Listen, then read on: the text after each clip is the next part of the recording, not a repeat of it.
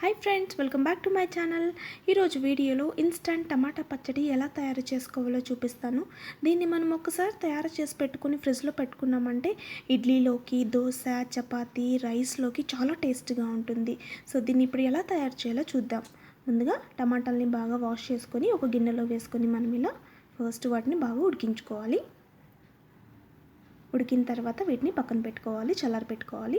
ఇప్పుడు ఇంకొక కడాయి పెట్టుకొని అర స్పూన్ జీలకర్ర, అర స్పూన్ ఆవాలు, అర స్పూన్ మెంతులు వేసుకొని బాగా వీటిని రోస్ట్ చేసుకొని వీటిని కూడా మనము పక్కన పెట్టుకోవాలి.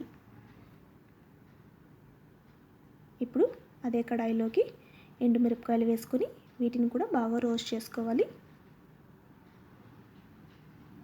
ఇప్పుడు ఒక మిక్సీ జార్ తీసుకొని మనం ఆల్రెడీ వేయించి పెట్టుకున్న వేసుకోవాలి.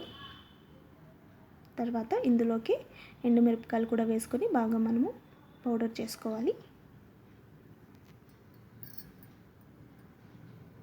ఈ విధంగా పౌడర్ చేసుకొని మనము ఒక ప్లేట్లోకి తీసుకొని పక్కన పెట్టుకోవాలి.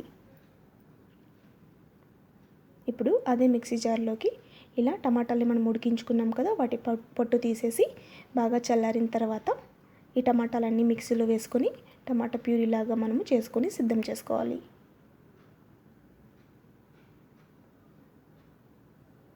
ఈ విధంగా మిక్సీ పట్టుకోవాలి.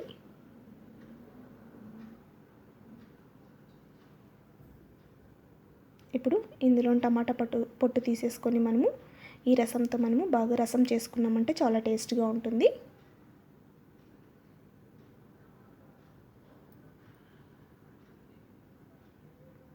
ఇప్పుడు ఒక కడాయి పెట్టుకొని అందులో ఒక 3 స్పూన్లు ఆయిల్ వేసుకోవాలి.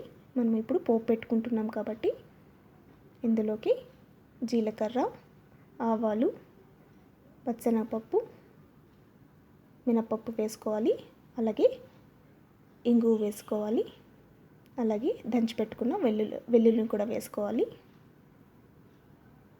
ఈ పోపు అంతా బాగా కలుపుకొని తర్వాత కరివేపాకు వేసుకోవాలి.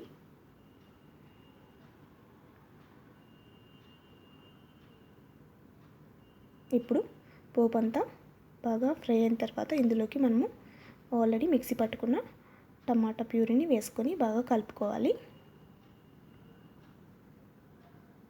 ఈ టమాటా ప్యూరీ బాగా చిక్కపడాలి.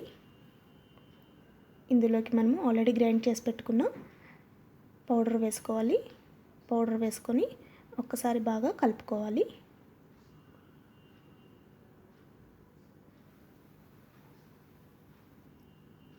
ఇప్పుడు ఇందులోకి రుచికి సరిపడినంత ఉప్పు,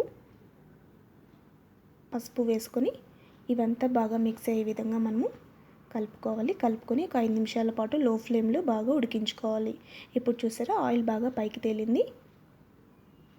టమాటా పచ్చడి కూడా బాగా గుజ్జుగా తయారైంది. ఈ స్టేజ్లో మనము స్టవ్ ఆఫ్ చేసేసుకుంటే సరిపోతుంది. ఫ్రెండ్స్, చూసారుగా ఎంత క్విక్గా మనము టమాటా పచ్చడిని తయారు చేసి పెట్టుకున్నాము. సో దీన్ని మనము ముందుగా చెప్పినట్టు ఫ్రిడ్జ్లో పెట్టుకున్నామంటే దోశలోకి, ఇడ్లీలోకి మరియు రైస్లోకి, చపాతీలోకి కూడా చాలా టేస్ట్గా ఉంటుంది. ఫ్రెండ్స్, ఎలా ఉంది వీడియో? మీకు నచ్చిందా? నచ్చినట్టయితే లైక్ చేసి, షేర్ చేసి, సబ్స్క్రైబ్ చేయడం మర్చిపోవద్దు. Thank you.